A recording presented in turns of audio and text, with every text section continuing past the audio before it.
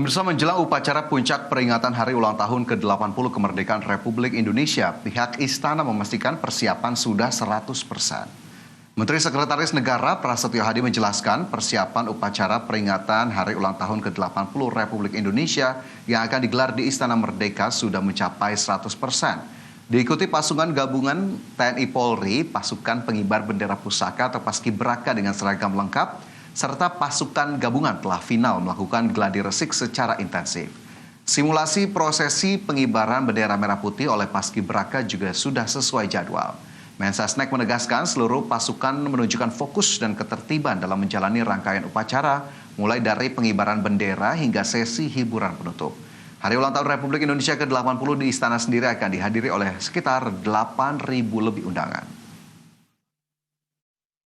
Kita meyakini bahwa adik-adik Paskibraka ini kan putra-putri terbaik bangsa yang sudah melalui seleksi dari daerah yang kami tahu sangat sulit, sangat ketat, dan sudah barang tentu kita meyakini adik-adik kita akan berusaha memberikan yang terbaik untuk bangsa dan negaranya, karena sebuah kebanggaan saya. Itu kan kita bagi ya, jadi kan kita bagi area-areanya, kemudian di dalam undangan juga sudah kita bagi denah-denahnya. Kemudian jenis-jenis untuk undangan yang misalnya itu adalah para tokoh, kemudian misalnya pejabat pemerintahan. Nah itu kan kita bagi sendiri-sendiri, pintu masuknya juga kita bagi terpisah. Yang kita berharap kalau semua tertib ya, membaca, mengikuti panduan, insya Allah akan lancar gitu. Dan jeda dari mulai pagi sampai menjelang nanti dimulainya prosesi detik-detik peringatan detik-detik proklamasi itu kan agak cukup panjang. Ya pemirsa, besok ya 15 Agustus rencananya Presiden Prabowo Subianto akan menyampaikan pidato kepresidenan dan juga nota keuangan, dan ini hal bersejarah juga ya Fajar ya, karena ini pertama kali bagi Presiden Prabowo Subianto untuk menyampaikan pidato kenegaraan dan juga nota keuangan untuk era APBN 2026 ya. Kita tunggu ya bagaimana arah kebijakan dan juga program prioritas pembangunan lainnya yang akan disampaikan Presiden Prabowo untuk besok ya. Ya, karena dalam 10 tahun terakhir ya, jika kita mengundur begitu ataupun flashback, Presiden sebelumnya Joko Widodo ini memang selalu rutin menghadiri pidato kenegaraan ataupun sidang tahunan DPR dan juga DPRD ataupun MPR ini di sebelum 17 Agustus 2025, dan dari pidatonya kemudian juga penyampaian nota keuangan itu bisa banyak sekali poin-poin yang disampaikan Vin, dan itu bisa kita gali untuk kemudian bisa kita kritisi kembali apa yang kemudian pemerintah sampaikan terkait dengan arah kebijakan, terutama dengan pengelolaan anggaran. Ini menarik sekali untuk kita perhatikan, kita lihat nanti bagaimana kemudian poin-poin yang disampaikan oleh Presiden Prabowo Subianto agar kemudian bisa kita petik dan bisa kita gali lebih lanjut. Tentu esok akan menjadi hari yang cukup besar begitu ya bagi pemerintahan Presiden Prabowo Subianto, karena ini menjadi kali pertama menyampaikan pidato kenegaraan dan juga nota keuangan. Presiden Prabowo Subianto akan menyampaikan pidato kenegaraan dan nota keuangan rancangan anggaran pendapatan dan belanja negara atau RAPBN tahun anggaran 2026 dalam rapat paripurna DPR RI Jumat 15 Agustus 2025. Pidato kenegaraan dan penyampaian nota keuangan 2026 ini merupakan kesempatan perdana Prabowo sebagai Presiden Indonesia.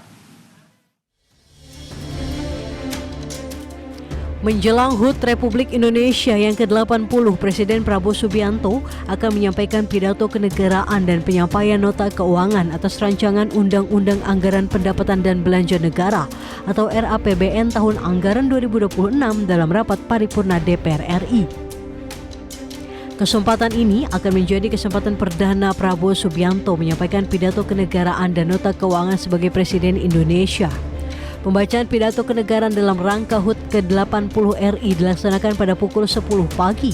Agenda pembacaan nota keuangan rancangan APBN 2026 akan disampaikan pada pukul 1:30 siang dalam sidang tahunan MPR, DPR, dan DPD RI yang akan dihadiri 1.251 undangan. Dalam penyampaian nota keuangan 2026, sejumlah program prioritas pemerintah Kabinet Merah Putih diantaranya fokus membangun sekolah rakyat, program makan bergizi gratis, bantuan subsidi upah, pengembangan UMKM, hingga pemberdayaan ekonomi Koperasi Merah Putih. Strategi kebijakan ekonomi di awal pemerintahan Presiden Prabowo tersebut akan kembali dijalankan dalam ruang APBN 2026. Presiden Prabowo juga diyakini akan tetap melanjutkan kebijakan efisiensi anggaran dengan mengurangi pengeluaran yang tidak penting, seperti perjalanan dinas dan belanja modal. Selama setahun kepemimpinan Prabowo, evaluasi keberadaan dan kebutuhan jabatan dalam struktur kementerian dan lembaga menjadi prioritas, terutama untuk mengurangi beban anggaran kenegaraan. Jakarta, Tim Liputan IDX Channel.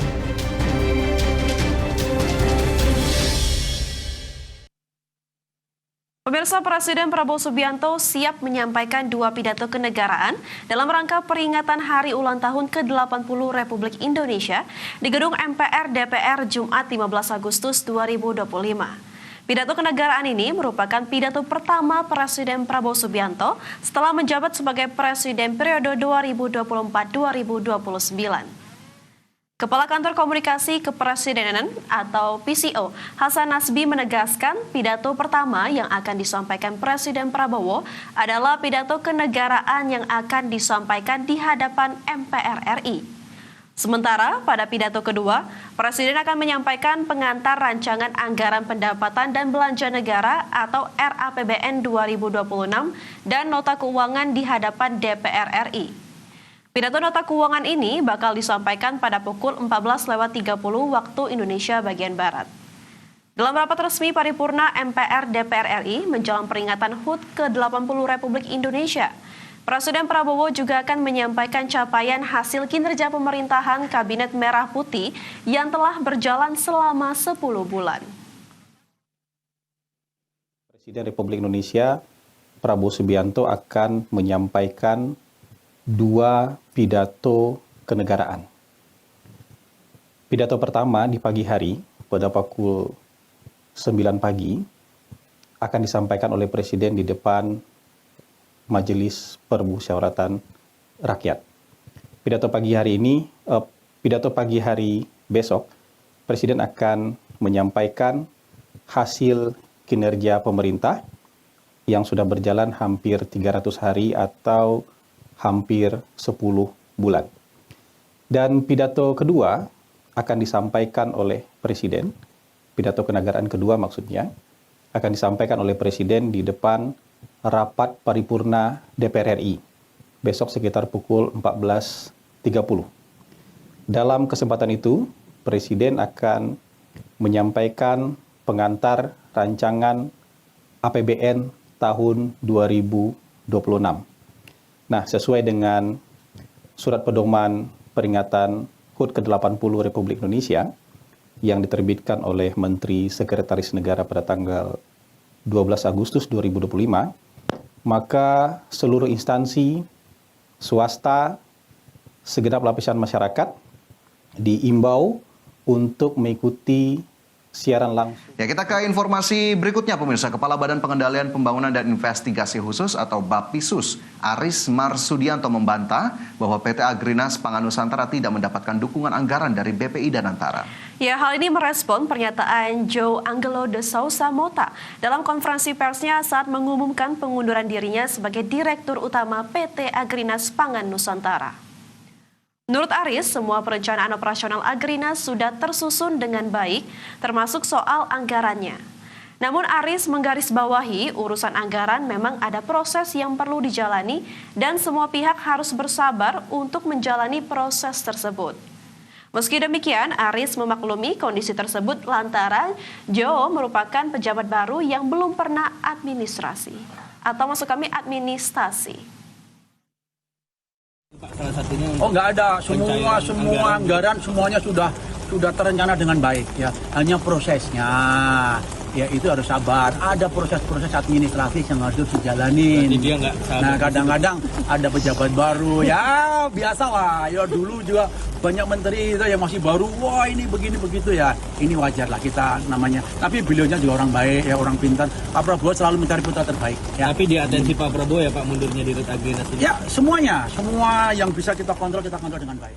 Ya, sebelumnya Direktur Utama PT Agrinas Pangan Nusantara, João Angelo de Souza Mota, resmi menyatakan mundur dari jabatannya meski baru 6 bulan menjabat. Ya, dalam keterangannya, Jo Anggelo menyebut proses administrasi yang panjang dan bertele-tele menjadi alasan bagi dirinya untuk mengundurkan diri. Jo juga menyebut tak ada dukungan yang diberikan kepadanya, terutama terkait anggaran selama memimpin Agrinas. Oleh Danantara itu masih tidak sesuai seperti apa yang diharapkan oleh Bapak Presiden yang ingin memotong atau mempercepat, dan Danantara itu dibuat untuk mempercepat semua proses yang berorientasi kepada bisnis atau kepada swasta murni yang